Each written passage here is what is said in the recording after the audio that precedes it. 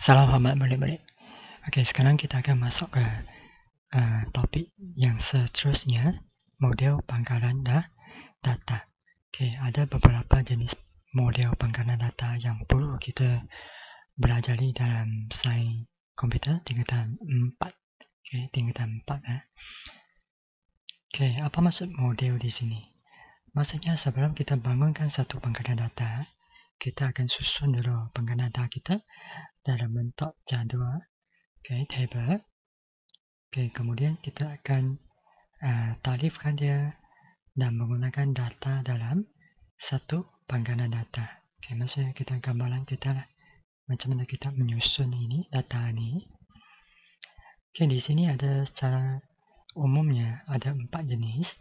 Pertama, hierarki, rangkaian, hubungan. Yang terbaru ialah orientasikan objek ataupun dipanggil sebagai OODB. Ini adalah 4 model yang kita akan belajar lah, secara umumnya. Model yang pertama, model hierarki. Data ini dia akan susun dalam bentuk macam pokok. Upside down tree. Macam pokok ini selalu kita gunakan dalam buku sejarah. Biasanya kita akan jumpa yang ni lah. Kemudian dalam pokok model ni, satu entiti itu dia mempunyai satu indok ataupun sebagai parent lah. Kemudian dia ada beberapa anak, children-nya. Contohnya sultan kan. Sultan, di bawah sultan dia ada pembesar. Ada temanggung, lebih kurang macam tu. Ini contoh dia. Contohnya kalau kita tengok alat akademik, kalau di sekolah, alat akademik anda sekarang form 4 kan. Sebelum anda masuk form 4, saya Cikgu Lee sudah beritahu alat akademik ada 2 jenis, sains dan sastra. Sains di sini mereka akan belajar fizik, kimia, bio. Kalau sastra dia mereka ada sains komputer, contohnya sains komputer, sains panduan, perniagaan, perdagangan. Ini ialah model hierarki. Ini indok dia lah, indok. Dia ada beberapa child, anak-anak. Ini indok, ini child dia. Ini contoh yang lebih khusus. Nama sekolah. Ini SMK Negeri contohnya. Kelas 4 AL. Kelas BG. Ini rekod kelas. So, tahu lah, ini rekod sekolah, ini rekod kelas. Ini murid. Ini rekod guru. So, dia ada rekod di sini. Kemudian ada kelas dia. Dalam satu kelas dia ada rekod guru di sini. Kemudian dia ada rekod subjek. Macam mana kita nak tengok ni. Ini dipanggil sebagai entity. Boleh labelkan ini. Ini entity. Entity sekolah. Dia mempunyai beberapa rekod. 1. Kelas. 2. Kelas 4 bakti dan kelas ketiga adalah 4 cerdas. Kemudian rekod di sini. Rekod pelajar dia ada ni ID dia 123/16. Kemudian guru dia 1144. Ini rekod dia lah. Kemudian pelajar ni dia mengambil subjek apa? Fizik. So fizik dia rekod subjek ialah FZI, fizik. Ini contoh lah. Ini model hierarki. Kita tengok model rangkaian. Model rangkaian ni dia terdiri daripada beberapa rekod, kemudian dia hubungkan dengan penunjuk. So, kenapa kita perlukan model rangkaian? Sebab rangkaian diwujudkan di sini untuk mengatasi beberapa masalah ataupun kelemahan model hierarki. Model hierarki. Beberapa entiti boleh diakses melalui beberapa laluan. Ini contohnya. Ini laluan, ini laluan, ini laluan. Kalau model Ini hanya satu laluan. Okay, atas ke bawah. Okay. Okay, atas ke bawah. So, ini satu laluan. Ini ada banyak. Ada beberapa laluan. Okay, banyak laluan di sini. Ya. Okay, contohnya sekolah. Dia ada kelas, guru, murid. Okay, lepas itu buat pendaftaran. Okay, ada subjek. Okay, murid ada juga daftar di sini. Okay, murid ada subjek di sini. Okay, di sini juga ada indok dia lah. Indok kelas. Okay, indok murid. Okay. Okay, percalian ini, semua subjek ini dalam kelas boleh dibuat secara terus berbanding dengan model hierarki. Hubungan murid dan subjek ini adalah hubungan banyak kepada banyak di sini. M to N. Ini kelebihan model rangkaian. Kalau model hierarki hanya adalah 1 kepada 1. Banyak kepada 1. Tapi dia tak boleh banyak kepada banyak. Okay. So, satu murid ni dia boleh daftar banyak subjek. Okay. Satu murid boleh daftar banyak subjek ataupun banyak murid mempunyai satu subjek. Okay. Ini maksudnya hubungan banyak kepada banyak. Okay, ini contoh dia. Rekod sekolah. Okay, di sini ada banyak rekod di sini. Okay, ini adalah model hubungan. Model hubungan di sini. Okay. Rekod pendaftaran. Lepas tu kod subjek di sini. Okay, ini adalah model hubungan. Okay.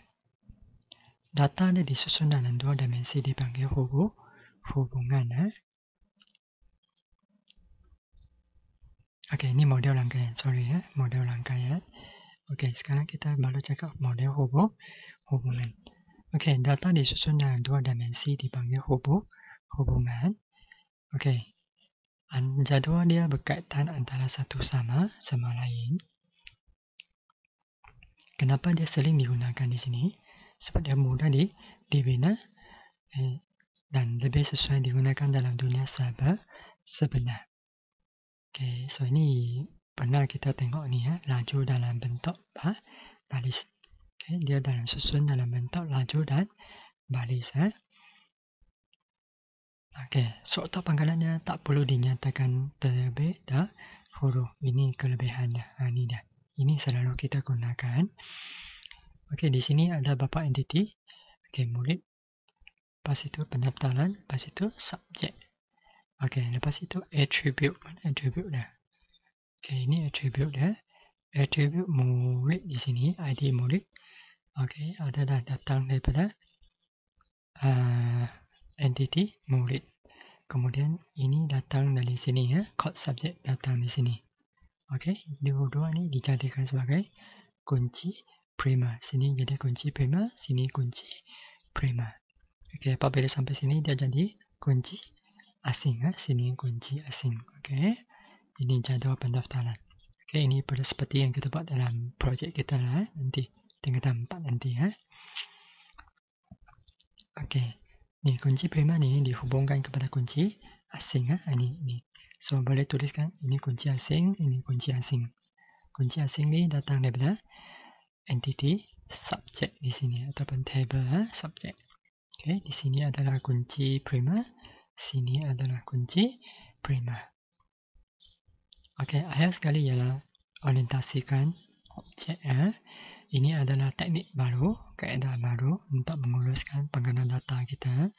Sebab penggunaan data kita semakin hari semakin banyak data. Contohnya MySejahtera. Okay, Shopee contohnya. Okay. So, dia akan simpan setiap telefon objek-objek yang boleh digunakan semula oleh polisian. Okay. So, dia menyimpan objek-objek dan hubungan. So, ini dia kelebihannya. Dia dapat buat hubungan banyak kepada banyak. Hubungan banyak kepada banyak. Okay, ini contoh dia. Okay. Ini adalah kelas pensyarah. Okay, dia ada beberapa atribut dia. Okay, dia ada nama dia sendiri, staff dia, fakulti. Okay, kemudian kalau kelas, dia ada nama, ada staff dia, ada fakulti juga. Okay, ada pelajar, Oke, ini kaki tangannya lah dalam semua universiti ya. Oke, so ini adalah data-data. Oke, ataupun kita panggil sebagai attribute yang mewakili setiap objek ini ya, semua objek ini. Oke, kaedah di sini. Apa kaedah kita gunakan? Kita menjelaskan kelakuan bagi satu objek. Oke, ataupun kita panggil sebagai prosedur ataupun fungsi. Ini kelakuan lah objek ya, kelakuan. Oke. Oke, apa kaedah yang kita gunakan sini? Boleh kita kemas gini profil kita. Kita paparkan kod penyelidikan kita, mana kod penyelidikan. Ada tak? Oke, ini dia. Oke, paparkan kod kaki tangan. Semua itu pun boleh. Oke, ini adalah object oriented programming. Oke. Sekarang kita tengok ini adalah rumusan daripada yang tadi itu. Kita bincang banyak-banyak. So, hierarki sebenarnya adalah model yang terawal sekali. Ini model dia. Oke, dia mudah digunakan. Oke, dia dah bentuk apa? Pohon kan, macam pokok ke bawah untuk menyusun rekod kita. Oke, dia adalah satu indok kepada banyak indok. Oke, satu kepada banyak. Bukan banyak kepada banyak, satu kepada banyak. Oke, so itu saya cakap tadi. Tak sesuai untuk banyak kepada banyak. Oke, tak boleh ya. Banyak kepada banyak tak boleh. Dia hanya satu kepada banyak. Oke, kita tengok yang model kedua, rangkaian. Oke, ini mengatasi masalah model rangkaian. Model rangkaian, model hierarki hanya ada satu kepada banyak kan. Oke, so dia mengatasi masalah dia lah. So dia boleh banyak kepada banyak. Tengok. Oke, banyak kepada banyak. Ini kelebihan data rangkaian. Oke, tapi masalah ini kelemahan dia lah. Susah untuk kita tambahkan hubungan yang baru. So, barulah keluar ini ya. Oke, model hubungan. Oke, dia ada laju, ada baris. Oke. Ini lebih kurang macam projek kita lah. So, dia mudah digunakan dan diuruskan semua ni. Oke, selalunya digunakan antara model-model yang lain berbanding dengan hierarki rangkaian. Ini dia banyak digunakan. Oke, ini yang terbaru. Oke, objek-objek semua ni. Kaedah baru. So, ini dia menyimpan tarifan kelas objek dan hubungan. Oke, ini hubungan yang lebih kompleks lah. Oke, lebih kompleks di antara objek. Oke, itu sahaja. Walau bagaimanapun, prestasi untuk mencari ini adalah antara yang terbaik. Oke, kita nak cari data itu lebih cepat, lebih bagus. Oke, itu sahaja. Sekian, terima kasih.